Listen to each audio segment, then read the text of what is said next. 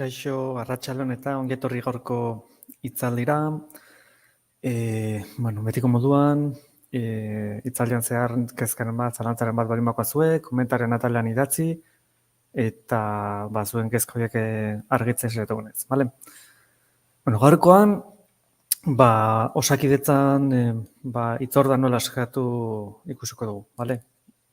Internet bidez, bai telefonoaren aplikazioaren bidez edo baita webgunearen bitartez, bale? Webgunea azkenean bai telefonoan, bai ordenagailuan erabili dezakegu, eta aplikazioa bakarrik telefono edo tabletean erabili dezakegu.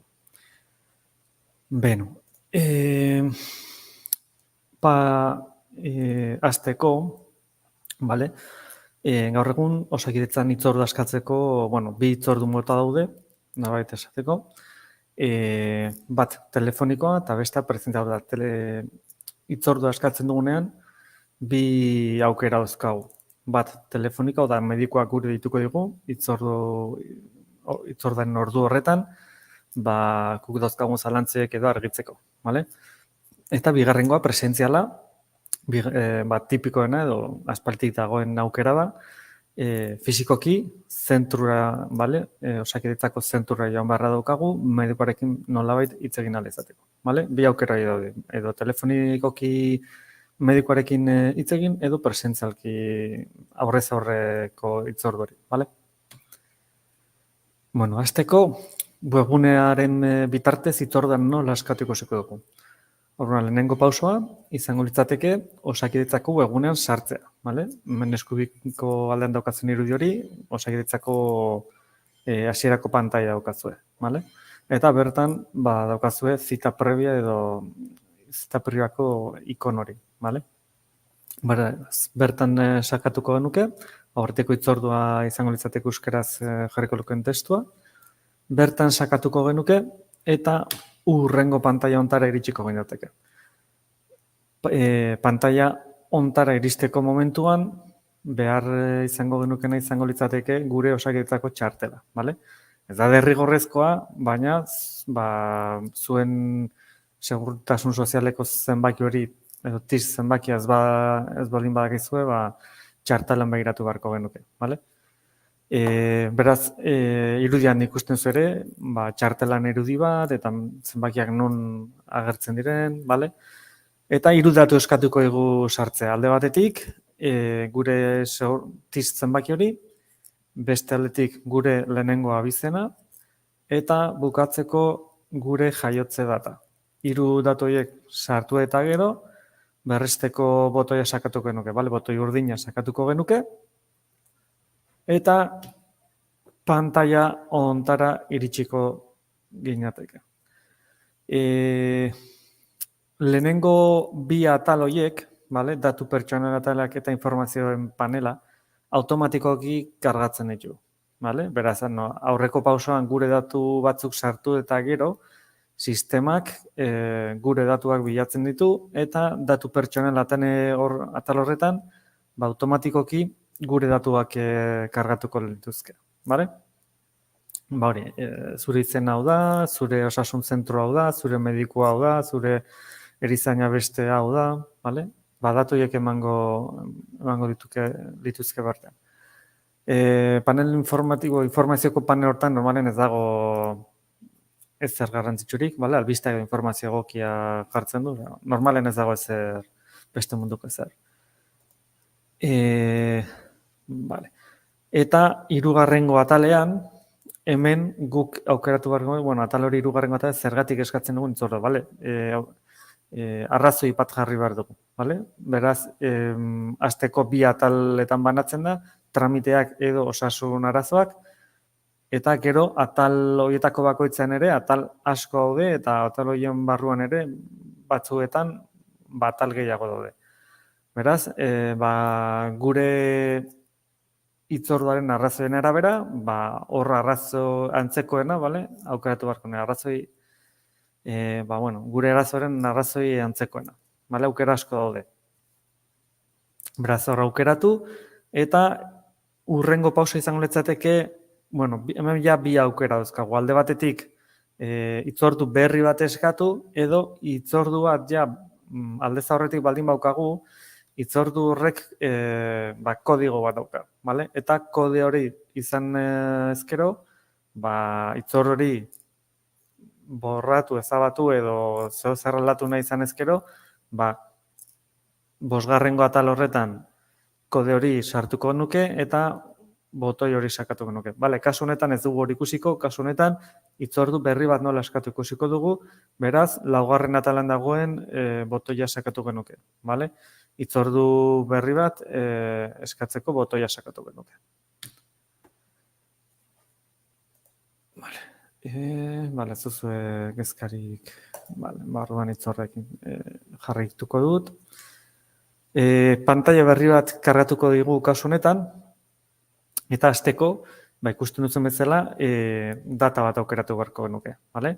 Data noiz nahi dugun aukeratu genuke, hitzordua noiz dago nahi dugun aukeratu genuke, eta ze mota nahiko genuke. Hasieran aipatu dizuet bi hitzordu mota daudela, bat presentziala, bestea telefonikoa, pantaila honetan, bigarrengo atal horretan, hitzordua telefonikoa nahi dugun edo presentziala nahi dugun aukeratuko genduke. Telefoniko izan ezkero, zein telefonotan kontaktatzea idatziko genuke bertan. Eta medikuak edo erizainak edo segun zer aukeratu dugun aurreko pausoan, guk bertan jartzen dugun zenbaki hortara deituko digute beranduago. Behin data eta hitzordu mota aukeratu eta gero, jarraitzeko botoia sakatuko nuke, eta bigarrengo pausora pasatzen gara. Kasu honetan, aurreko pantailen aukeratutako datuen arabera, hemen ikus dezakeguna da ze hitzordu edo ze ordu dauden libre hitzordu horretarako. Adibidez, irudi honetan agertzen zaigun adibide honetan, astelehenean, aurreko pausoan ez bazerte bijatu, 14, martxoak 14 aukeratuta dago, eta adibidean martxoak 14-en ja dagoeneko bakarrik ordu bat geratzen da, hurrengo egunean aukera gehiago dauzkagu, eta hortik bi egunetara oraindik aukera gehiago dauzkagu. Beraz, aurreko pantailan sartutako datuen arabera, berak eskaintzen digu egun horretan edo gertu dauden egun horretan dauzkagun aukerak. Beraz, hemen nahi dugun egun eta ordua aukeratuko nuke, eta hitzordua konfirmatzeko edo berresteko botoia sakatuko genuke. Eta 3. pausora iritsiko ginateke. Eta pantaila honetan agertzen dana da, irudien agertzen etzela, zita konfirmada para su enfermero o enfermado. Ja, dagoeneko egindako hitzordu hori berresten digute. Eta gure hitzorduaren datuak agertzen dira. Eguna, ordua, nork eskatzen duen, ze osasun zentrutako hitzordua da, ze motatakoa da, telefonikoa edo presentziala, ze mediku izango litzateke kasu honetan deituko digun pertsona eta ze telefonora deituko digun. Eta hori, lehenengo atalean agertzen denan da hitzorduaren kodea. Lehen aipatu dizuet kodea, eta hitzordua aldatu nahi baldin badugu edo ez badugu hitzorduarekin jarraitu nahi eta ezabatu nahi baldin badugu, kode horren bitartez hori egin dezakegu, baina kode hori behar dugu. Eta pantaila honetan bertan agertzen da lehenengo atalean goikaldean, hitzorduaren zenbakia bertan agertzen da. Bigarrengo atalean, hitzorduaren informazio osoa agertzen da, eta 3. atalean, frogagiriak lortzeko aukera daukagu, Oda, inprimitzeko dokumentu bat emango liguke hau lehenengo botoien aukera hori, bigarrengo edo erdiko botoi hortan deskarratzeko aukera izango nuke, kalendariorako artxibo hori, kalendarian ondoren sartu izateko, eta azkeneko aukera da email bidez bidaltzea. Horretarako, bertan sartu beharko dugu, zein emailera bidali nahi dugun hitzorduaren email hori. eta 2 aldiz idatzi behar izango dugu gure email hori. Bueno, eta hau zentzuzko gauza da, nik uste ez dago esan beharrik, baina hitzordu bat hartu baldin badugu eta zeo zer gertatezkero eta ez bagoaz, mesedez, tarte hori edo hitzordu hori deitu dezagun kantzelatzeko edo guk aplikazioaren bitartez kodea sartuz hitzordu hori borratu dezagun beste norbaitek aprobetxatu alizateko. Badakigu hitzorduak normalean ez daude soberan eta guk medikura joan izateko itxaron ez baldin badugu, dauzkagun aukera horiek ondo aprobetxatu ditzagun bestela, denok gauza bera egingo bagenu gaizki, bale?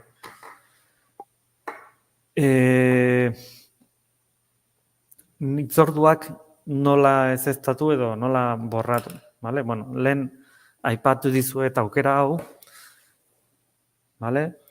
Hitzorduak ezeztatzeko edo konsultatzeko behar dugun datua da, lehen aipatu dizuetan hitzorduaren kodea.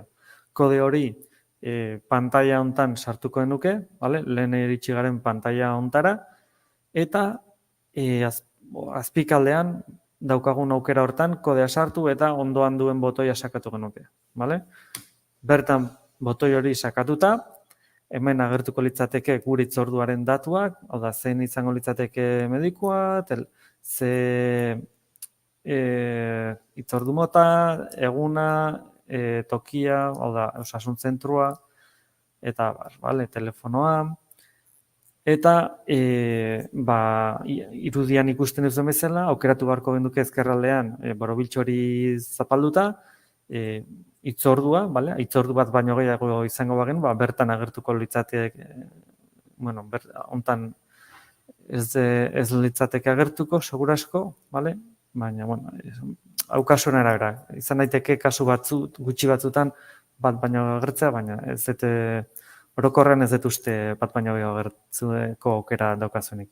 Beraz, bertan borobiltxo aukeratuko nuke eta ondoren hor dauzkagun botoien aukera dauzkagu, bale?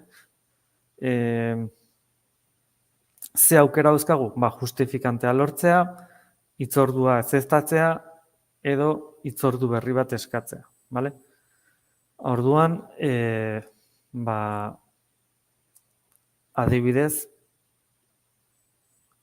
utzi hitzordua aukeratu nuke, hau da, cancelar cita, bale? Hasten ari nintzen, zer irudia gazteleraz dago, hitzordua uzteko ardiko botoi aukeratuko genuke, hitzordua ezeztatzen, bale? Eta behin hori sakatuta, hitzordua ezeztatu baino lehen, berriro galdetuko digu. Seguru zaude hitzordua ezeztatu nahi dugula, bertan baiet esan barko genioke, hitzordua ezeztatu nahi baldin badugu, bale?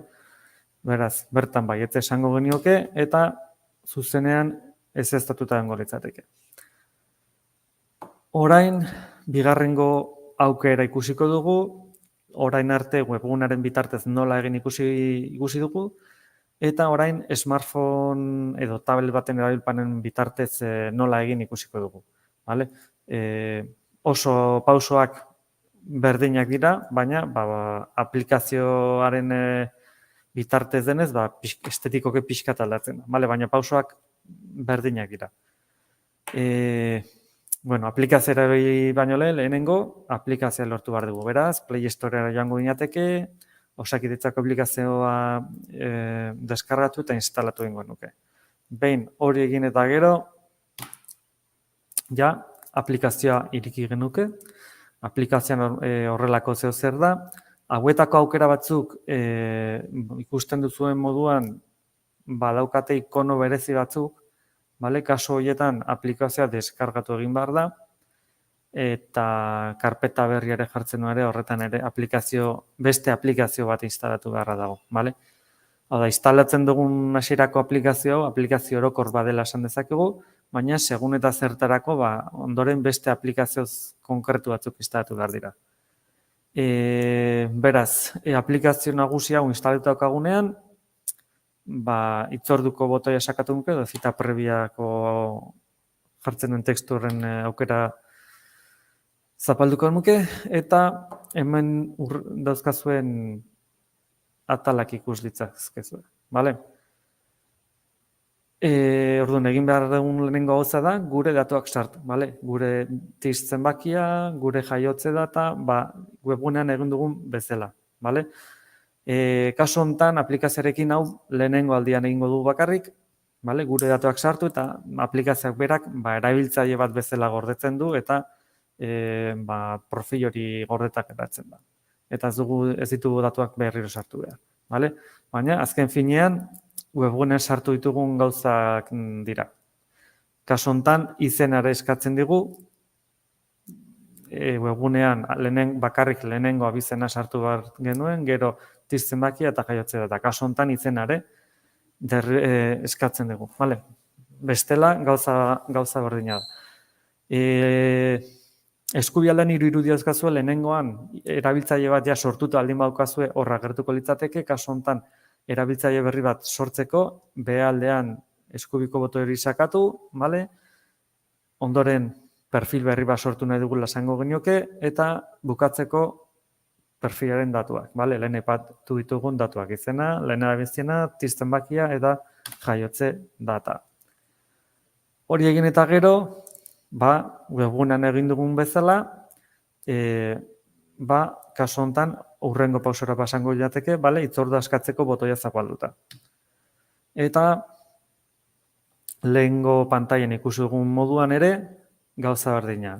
Lehenengo, egun aukeratu behar dugu, ondoren, ze kontsulta mota nahi dugun, hau da, telefonikoa edo presentziala nahi dugun, eta barkatu momentu bat, vale. Eta, telefonikoa edo presentzia nahi dugun, jarraitzeko esango diogu, eta lehen gertatu den moduan ere, hemen, aukerak emango izkigu, 3 egun emango izkigu aukeran, eta gero ordu bat, bale? Kasu honetan, orduaren ondoan gezitxo txiki badukagu, gezi hortan edo orduan sakatuta, eskuragarri dauden edo orduak agertuko zaizkigu aukeratzeko, bale? Behin eguna eta ordu aukeratuta, botoia sakatuko, bale? Hitzordua berresteko botoia sakatuko genuke, eta lehen egin dugun bezala eskatuta geratuko lirateke hitzordua, bale? Eta webunean baino pixkat motzagoa da prozesua, baina azkenean pausoak berdinak dira, bale?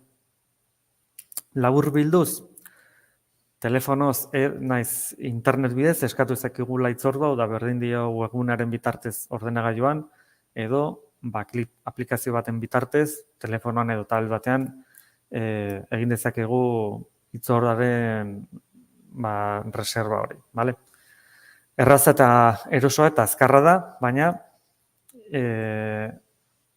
gogoratu dezagun TIS zenbakia behar izango gula, webgunaren kasuan, aplikazioaren kasuan, lehenengo aldian TIS zenbakia behar izango dugula, hortik aurrera behin profila sortuta ez dugu behar izango, bale? Eta gero edozein unetan, editatu edo baliogabetu dezakegu hitzordu ere, bale? Hau da, zeozer beste plan bat daukagu edo zeozer gertatu zegu, hitzordua ezeztatu nahi baldin badugu, hitzorduaren kode horrekin, hitzordua ezeztatu dezakegu, bale? Edo aldatu, eguna eta ordua aldatu, oraindik iritsi ez bada, bale? Modu horretan beste norbaitek tarte hori erabiltzeko aukera izango du, bale? Mila esker gaurkoan gurekin hemen egotegatik, ez dakit zalantzari daukazuen, ikusten duan ez dezute zuen zalantzarik idatzi edo. Bale, ikusten ez daukazue zalantzarik, gaurko hemen utziko dugu hitzaldi hau, badakizue astero hitzaldi pare bat izan dugula, gai berdinarekin, bat euskaraz beste gazteleraz, eta astero gai ezberdinak lantzen direla hitzaldietan. Kasu honetan, Osakidetzan hitzordua eta eskatzeko webuna edo aplikazio bitartez nola egin dezakegun aipatu dugu, eta urrengo astean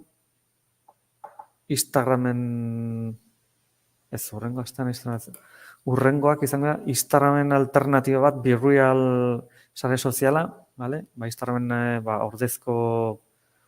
ordezko bat, ChatGPT-ko inguruko hitzaldi bat ere izango dugu, eta urrengoa ez dut gogoratzen. Vale, bueno, Kazetaguneko egunean ikus dezakezu zeintzuk izango diren urrengo hitzaldiak zalantzarik baldin baukazue, vale? Bueno, mila esker gaurkoan hitzaldia ikustagatik eta urrengora arte, mila esker.